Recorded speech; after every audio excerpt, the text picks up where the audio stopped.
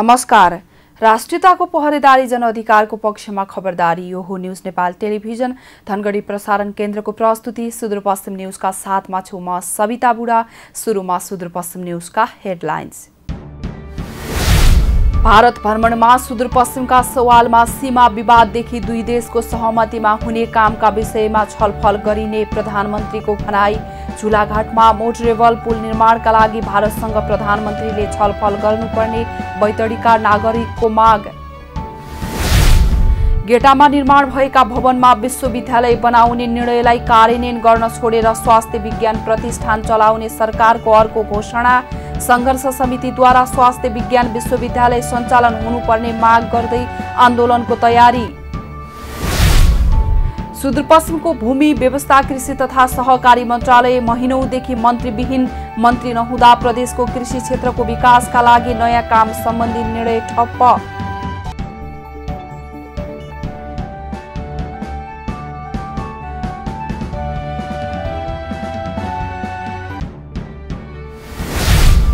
र रेशम चौधरीलाई माफी दिने निर्णय विरुद्धको रिट सर्वोच्चका न्यायाधीश भट्टराईको इजलासमा। कर्मसङ्ख्या अनुसार चौधरीलाई माफी दिने निर्णय विरुद्धको रिटको पेशी 14औं नम्बरमा।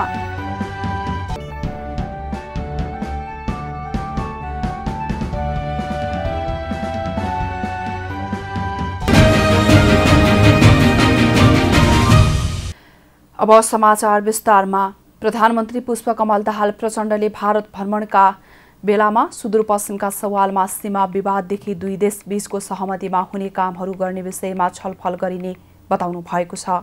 बुधबार प्रधानमन्त्री दाहाल भारत भ्रमणमा जानु भएको छ। सो भ्रमणमा दार्चुलाको ब्यास गाउँपालिकाको लिपुलेक लिप्याधुरा र कालापानी नेपालको भूमि हो भन्ने विषयमा कुरा राख्ने, सीमा विवाद, महाकालीमा भारतले एकतर्फी तटबन्ध गरिरहेको विषयमा कुरा राख्ने, सुखा बन्दरगाह निर्माणका बारेमा समझदारी पत्र तयार गर्ने लगायतका विषयमा छलफल गर्ने भनेर प्रधानमन्त्री दाहालले महिनौं अघि सुदूरपश्चिम आउनुभएका बेला जानकारी गराउनु भएको थियो।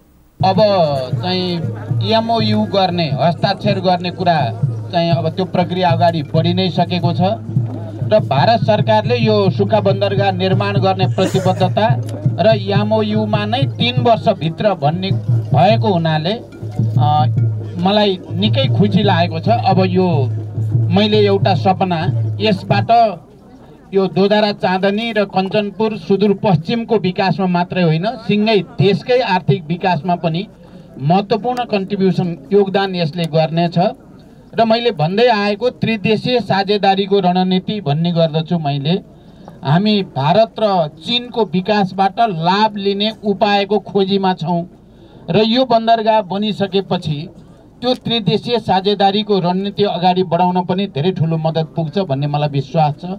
यस्तै बैतडीका नागरिकहरूले झुलाघाटमा मोटरेबल पुल निर्माणका लागि भारतसँग प्रधानमन्त्रीले छलफल गर्नुपर्ने माग गर्नु भएको छ। पुरानो नाकाको रूपमा रहेको झुलाघाटमा मोटरेबल पुल नहुँदा त्यस क्षेत्रका नागरिकले समस्या झेलिरहनु पर्ने भएकाले प्रधानमन्त्रीले भारतीय समकक्षसँगको वार्तामा यो विषयलाई प्राथमिकता दिनुपर्ने सर्वसाधारणहरूले माग गर्नु भएको हो। झुलाघाट नाकामा करिब 200 वर्ष अघि निर्माण भएको झुलुङ्गे पुलबाट आवतजावत गर्ने गरिएको छ। यो नाकाबाट मोटरेबल पुल निर्माणका लागि नेपालीले मात्र नभएर सीमावर्ती भारतीय नागरिकले समेत माग गर्दै आउनु भएको छ। नेपाल र भारतमा सीमा क्षेत्रका नागरिकहरू बीच पारिवारिक, सांस्कृतिक, सामाजिक र व्यापारिक सम्बन्ध रहेकाले यो नाकामा पुल अनिवार्य रहेको स्थानीयवासीहरूको भनाइरहेको छ। टिकापुर घटनामा संलग्न रहेको अभियोगमा दोषी प्रमाणित भई जन्मकैद पाउनुभएका थारू नेता रेशम चौधरीलाई माफी दिने सरकारको निर्णय विरुद्ध सर्वोच्च अदालतमा दायर भएको रिटमाथि सुनवाईका लागि पेशी तोकिएको छ। सर्वोच्च अदालतका न्यायाधीश आनन्द मोहन भट्टराईको इजलासमा पेशी परेको छ। कर्मसङ्ख्या अनुसार चौधरीलाई माफी दिने निर्णय विरुद्धको रिटको पेशी 14औं नम्बरमा छ। टिकापुर घटनामा जिल्ला उच्च र सर्वोच्च अदालतबाट दोषी ठहर भई जन्मकैदको सजाय पाउनुभएका चौधरीलाई गणतन्त्र दिवसको अवसरमा सरकारले माफी दिएको थियो। सरकारको सिफारिस सदर गर्दै राष्ट्रपति रामचन्द्र पौडेलले चौधरीको कैद माफी गर्नुभएको थियो। चौधरीलाई माफी दिने निर्णय विरुद्ध टिकापुर घटनामा ज्यान गुमाएका पीडित परिवारका तर्फबाट शारदा कडायत बोहराको सर्वोच्चमा रिट दायर भएको छ। टिकापुर घटनामा 8 जना सुरक्षाकर्मी सहित 1 जना नाबालक मारिनु भएको थियो। राष्ट्रपतिबाट कैद माफी पाएका चौधरी दिल्ली बजार कारागारबाट रिहा भइसक्नु भएको छ। उहाँको रिहाई विरुद्ध आइतबार नै रिट पेश भए पनि दर्ता भएको थिएन। सर्वोच्च प्रशासनले रिटको अध्ययनपछि मंगलबार मात्रै दर्ता गरेको थियो।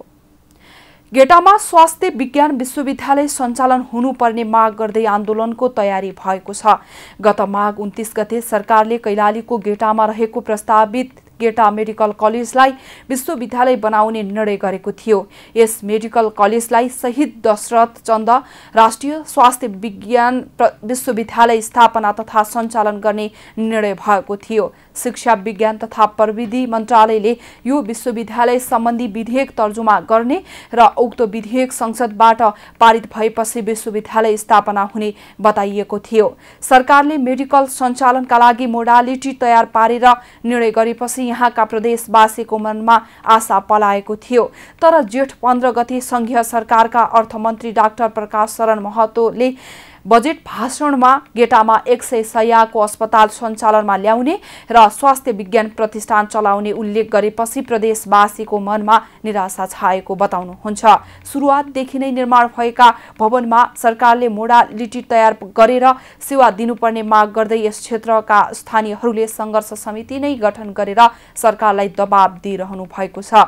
गेटामा स्वास्थ्य विज्ञान विश्वविद्यालय सञ्चालन हुनुपर्ने माग गर्दै आन्दोलन चर्काउने गेटा मेडिकल विश्वविद्यालय संघर्ष समितिले घोषणा गरेको छ। संघर्ष समितिका संयोजक लोकराज पाण्ड्य आगोले संघर्ष समितिले जेठ 18 गते बिहान 9 देखि 10 बजेसम्म अतरियामा 1 घण्टा चक्का जाम गर्ने बताउनु भयो। यस्तै 18 गते नै प्रदेश प्रमुख, मुख्यमन्त्री र प्रमुख जिल्लाधिकारी मार्फत प्रधानमन्त्रीलाई ज्ञापन पत्र बुझाउने कार्यक्रम रहेको उहाँले बताउनु भयो। संघर्ष समितिले पूर्व संघीय सांसद डाक्टर दीपक प्रकाश भट्टको संयोजकत्वमा सल्लाहकार समिति गठन गर्ने निर्णय समेत गरेको छ। बुधबार बिहान बसेको संघर्ष समितिको बैठकले आन्दोलन प्रभावकारी बनाउन राजनीतिक दलहरूसँग समन्वय गर्ने आनन्द भट्टलाई जिम्मेवारी तोकेको छ। विभिन्न संघ संस्थासँग समन्वय गर्न गणेश शाहलाई जिम्मेवारी दिएको छ भने विद्यार्थी र युवासँग समन्वय गर्न पुष्कर जोशीलाई जिम्मेवारी तोकिएको छ। यस्तै प्राविधिक सहजीकरणको जिम्मा दीपक ओझा, महिलाहरूसँग समन्वय गर्ने जिम्मा धर्मी खड्का, जनप्रतिनिधिसँग समन्वय गर्ने जिम्मेवारी जयराज फुलारालाई तोकिएको छ। संघर्ष समितिले कार्यालय सहजीकरण गर्न यज्ञराज कापडी, उद्योग व्यापार तथा आर्थिक मामिलाको जिम्मा भुवनेश्वर भट्ट, सूचना सञ्चारको जिम्मा महेश महर, व्यवस्थापनको जिम्मा तिलकराज भण्डारी र युवा सहजीकरणको जिम्मा जयबहादुर धामीलाई दिइएको बताइएको छ। सुदूरपश्चिमको भूमि व्यवस्था कृषि तथा सहकारी मन्त्रालय महिनौदेखि मन्त्रीविहीन बनेको छ। जेठ 5 गते सुदूरपश्चिमका मुख्यमन्त्री कमल बहादुर शाहले दोस्रो पटक मन्त्रीमण्डल विस्तार गरे पनि भूमि व्यवस्था कृषि तथा सहकारी मन्त्रालय भने अहिलेसम्म रिक्त रहेको छ। मुख्यमन्त्री शाहले यो मन्त्रालय नागरिक उन्मुक्तिलाई दिए पनि उक्त पार्टीले सो निर्णयमा सहमति नभएर सरकारमा सहभागी नभएको बताएको छ। उन्मुक्तिले आफ्नो हैसियत अनुसार सुदूरपश्चिम सरकारमा भागमण्डा नपाएको भन्दै सरकारलाई दिएको समर्थन पनि फिर्ता लिने बताइरहेको छ। उन्मुक्तिले सामाजिक विकास मन्त्रालय र भूमि व्यवस्था कृषि तथा सहकारी मन्त्रालय पाउनुपर्ने माग राखेको थियो। सामाजिक विकास मन्त्रालय नपाएपछि कृषि मन्त्रालय पनि लिन नमानेको उक्त पार्टीका सांसदहरूले बताउनु भएको छ।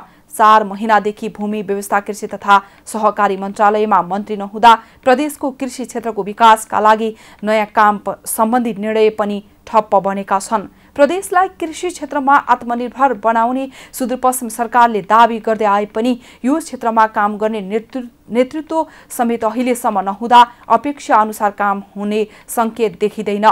कार्यान्वयन पक्षमा कर्मचारीहरूले काम गरिरहेको भए पनि नयाँ निर्णय काम कारबाही गर्न भने मन्त्री नभएर काम अड्किएको जनाइएको छ। सुदूरपश्चिम प्रदेशका आर्थिक मामिला मन्त्री नरेश बहादुर शाहीले युवाहरूलाई स्वदेशमै श्रम गरेर राष्ट्र निर्माणमा जुट्न अनुरोध गर्नुभएको छ। राष्ट्रिय तथ्याङ्क कार्यालय र तथ्याङ्क कार्यालय कञ्चनपुरले धनगढीमा आयोजना गरेको राष्ट्रिय जनगणना 2078 को सुदूरपश्चिम प्रदेश स्तरीय नतिजा सार्वजनिक कार्यक्रममा बोल्दै उहाँले अहिले श्रम गर्न सक्ने जनसङ्ख्याको आकार ठूलो रहेकाले त्यो शक्ति स्वदेशमै प्रयोग गर्न सके राष्ट्रलाई समृद्ध गराउन सम्भव रहेको बताउनु भएको हो।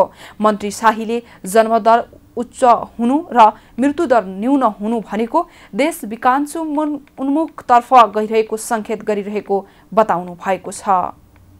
संघ सरकारले सुदूरपश्चिमलाई विभिन्न 4 शीर्षकमा कुल 14 अर्ब 42 करोड 19 लाख बजेट दिएकोमा चालुतर्फ 10 अर्ब 42 करोड 94 लाख र पुँजीगततर्फ 3 अर्ब 49 करोड 25 लाख बजेट दिएको छ। प्रदेशले समानीकरण खर्चको आवश्यकता र राजस्व क्षमताका आधारमा दिइने अनुदान अन्तर्गत 8 अर्ब 52 करोड 3 लाख सशर्त वित्त आयोगले तोकेका आयोजना कार्यान्वयनका लागि दिइने अनुदानमा 4 अर्ब 51 करोड 16 लाख विशेष संघीय सरकारले कुनै उद्देश्य राखी प्रदेश र स्थानीय तहबाट सञ्चालन गरिने खास आयोजनाका लागि दिइने अनुदानमा 42 करोड र सम्पूरक पूर्वाधार विकास सम्बन्धी कुनै आयोजना कार्यान्वयन गर्न दिइने अनुदानमा 77 करोड अनुदान पाएको छ।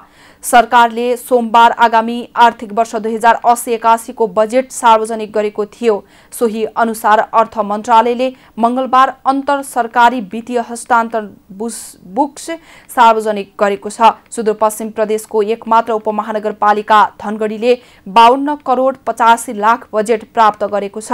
त्यस्तै 4 नगरपालिका र 5 गाउँपालिका रहेको बाजुराले 2 अर्ब 51 करोड 25 लाख, 2 नगरपालिका र 10 गाउँपालिका रहेको बझाङले 3 अर्ब 75 करोड 15 लाख, 2 नगरपालिका र 7 गाउँपालिका रहेको डोटीले 3 अर्ब 5 करोड 32 तथा 4 नगरपालिका र 6 गाउँपालिका रहेको अछामले 3 अर्ब 66 करोड 85 लाख प्राप्त गरेको छ।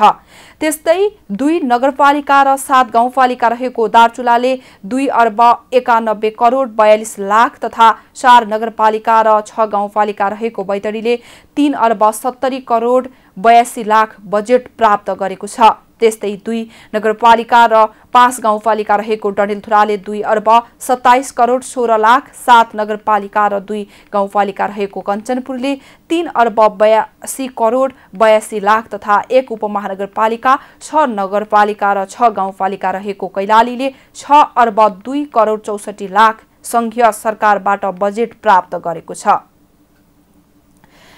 बैतडीका स्थानीय तहहरूले आगामी आर्थिक वर्षका लागि संघीय सरकारबाट 5 अर्ब 70 करोड 82 लाख बराबरको बजेट प्राप्त गरेका छन्।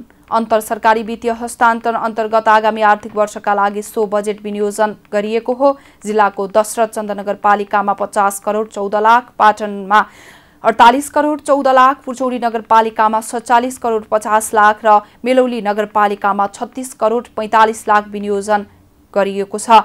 यस्तै डिलासैनी गाउँपालिकामा 33 करोड 84 लाख, दोकेडा केदार गाउँपालिकामा 38 करोड 25 लाख, पञ्चेश्वर गाउँपालिकामा 28 करोड 58 लाख, शिवनाथ गाउँपालिकामा 26 करोड 84 लाख, सिगास गाउँपालिकामा 29 करोड 92 लाख र सुरुनया गाउँपालिकामा 31 करोड 16 लाख बजेट विनियोजन भएको छ। चालु आर्थिक वर्षको भन्दा आगामी आर्थिक वर्षको बजेट केही कम रहेको बताइएको छ। दार्चुलामा करेन्ट लागेर 1 शिक्षकको मृत्यु भएको छ। जिल्लाको अपी हिमाल गाउँपालिका वडा नम्बर 3 का दमन सिंह कार्कीको मंगलबार करेन्ट लागेर मृत्यु भएको जिल्ला प्रहरी कार्यालय दार्चुलाले जनाएको छ। शिक्षक कार्की अपी हिमाल गाउँपालिका वडा नम्बर 4 स्थित सरस्वती आधारभूत विद्यालय मरखोलामा विगत 8 वर्षदेखि अध्यापन गर्दै आउनु भएको थियो। आफ्नो घर नजिकैको बिजुलीको पोलमा चढेर विद्युत मर्मत गरिरहेका बेला करेन्ट लागेर कार्कीको घटनास्थलमै मृत्यु भएको प्रहरीले जनाएको छ। कैलालीको धनगढीबाट भन्सार छलीका सामान बरामद गरिएको प्रहरीले जनाएको छ। मंगलबार जिल्ला प्रहरी कार्यालय कैलालीबाट खटिएको प्रहरी टोलीले जिल्ला धनगढी उपमहानगरपालिका 3 मेलचोक स्थित भारतबाट भन्सार छली गरी ल्याइएका सामान बरामद गरेको जनाएको छ। करिब 44,000 बढी मूल्य बराबरका सुट, धोती, साडी लगायतका सामान बेवारिसी अवस्थामा फेला पारेको प्रहरीले जनाएको छ। बाजुरामा विद्युतको तार सर्ट भएर आगलागी भएको छ। बुधबार बिहान जिल्लाको गौमूल गाउँपालिका टुनीका कुले लुहार र गोरे लुहारको संयुक्त जोडिएको 3 तले 8 कोठे कच्ची घरमा बिजुलीको तार सर्ट भएर आगलागी भएको प्रहरीले जनाएको छ। आगलागीबाट खाद्यान्न, लत्ता, कपडा, कागजपत्र, 90,000 नगद पूर्ण रूपमा जलेर नष्ट भएको जिल्ला प्रहरी कार्यालय बाजुराले जनाएको छ। आगलागीबाट कुनै मानवीय क्षति नभए पनि करिब 5 लाख बराबरको क्षति भएको प्रहरीले बताएको छ। त्यस्तै मंगलबार साँझ बुढी गंगा नगरपालिका 9 सेलीका डम्बर बहादुर राउतको 2 तले 4 कोठे कच्ची घरमा पनि बिजुलीको तार सर्ट भएर आगलागी भएको प्रहरीले जनाएको हो। आगलागीबाट खाद्यान्न, लत्ता, कपडा, भाडा बर्तन, कागज पत्रहरू जली नष्ट भई करिब 7 लाख बराबरको क्षति भएको छ। साथै घरभित्र रहेका 5 वटा खरायो समेत जलेर मरेको प्रहरीले जनाएको हो। कञ्चनपुरमा लागु औषध सहित 4 जना पक्राउ पर्नु भएको छ। मंगलबार जिल्लाको बेलौरी नगरपालिका 10 सडक घाट स्थित नेपाल भारत सीमा नजिक भारतबाट नेपाल आउँदै गरेको पिलभित्र भारतका 22 वर्षीय सोनु सिंह र 25 वर्षीय सुखदेव सिंह लागु औषध सहित पक्राउ पर्नु भएको हो। 10.36 ग्राम लागु औषध सहित दुवै जनालाई पक्राउ गरिएको प्रहरीले जनाएको हो। त्यस्तै मंगलबार साँझ भीमदत्त नगरपालिका 18 जानकी टोल स्थित 15 निम्बु खेडाका 26 वर्षीय मन्दीप पाल, सोही स्थानका अन्दाजी 19 वर्षीय सृजना भाट लागु औषध सहित प्रहरीले नियन्त्रणमा लिएको छ। मालबाट 0.09 ग्राम लागु औषध र सृजनाको साथबाट 5 ट्याब्लेट स्पास फेला पारी दुवै जनालाई नियन्त्रणमा लिएको प्रहरीले जनाएको छ। कैलालीको धनगढीमा भारतीय नम्बरको गाडीको ठक्करबाट 2 जना घाइते हुनुभएको छ। बुधबार धनगढीको चौराहामा 2476 नम्बरको भारतीय कारले मोटरसाइकललाई ठक्कर दिएको हो। कारको ठक्करबाट घाइते भएका दुवै जनाको माया मेट्रो अस्पतालमा उपचार भइरहेको जिल्ला ट्राफिक प्रहरी कार्यालय कैलालीले जनाएको छ। ट्राफिक प्रहरी कैलालीका अनुसार ठक्कर दिने भारतीय नम्बरको कारलाई नियन्त्रणमा लिएर थप अनुसन्धान भइरहेको छ। कैलालीको धनगढीमा 1 जना मृत अवस्थामा फेला पर्नु भएको छ। बुधबार बिहान धनगढी उपमहानगरपालिका 17 पथरी स्थित शिवगंगा नदीको किनारमा करिब 65-70 वर्षको भारतीय मूलको जस्तो देखिने पुरुष मृत अवस्थामा फेला परेको प्रहरीले जनाएको छ। यस विषयमा थप अनुसन्धान भइरहेको जिल्ला प्रहरी कार्यालय कैलालीले जनाएको छ। यिनै खबरहरूसँगै हामी अहिलेलाई सुदूरपश्चिम न्यूजको अन्ततिर आइपुगेका छौं। बिदा हुनु पूर्व हेडलाइन्स पुनः एकपटक। भारत भ्रमणमा सुदूरपश्चिमका सवालमा सीमा विवाददेखि 2 देशको सहमतिमा हुने कामका विषयमा छलफल गरिने प्रधानमन्त्रीको भनाई। झुलाघाटमा मोटरेबल पुल निर्माणका लागि भारतसँग प्रधानमन्त्रीले छलफल गर्नुपर्ने बैतडीका नागरिकको माग। गेटामा निर्माण भएका भवनमा विश्वविद्यालय बनाउने निर्णयलाई कार्यान्वयन गर्न छोडेर स्वास्थ्य विज्ञान प्रतिष्ठान चलाउने सरकारको अर्को घोषणा। संघर्ष समितिद्वारा स्वास्थ्य विज्ञान विश्वविद्यालय सञ्चालन हुनुपर्ने माग गर्दै आन्दोलनको तयारी। सुदूरपश्चिमको भूमि व्यवस्था कृषि तथा सहकारी मन्त्रालय महिनौदेखि मन्त्रीविहीन। मन्त्री नहुँदा प्रदेशको कृषि क्षेत्रको विकासका लागि नयाँ काम सम्बन्धी निर्णय ठप्प।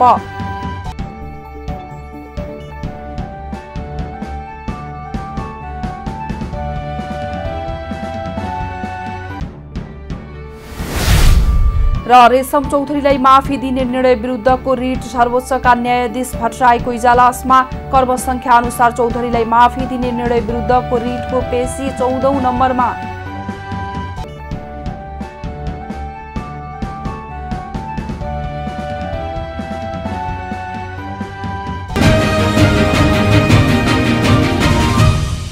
हवस् त अहिलेलाई सुदूरपश्चिम न्यूज यति नै। राष्ट्रियताको पहरेदारी जनअधिकारको पक्षमा खबरदारी हेर्दै गर्नुहोला न्यूज नेपाल टेलिभिजन। हामीलाई भने बिदा दिनुहोस्। नमस्कार।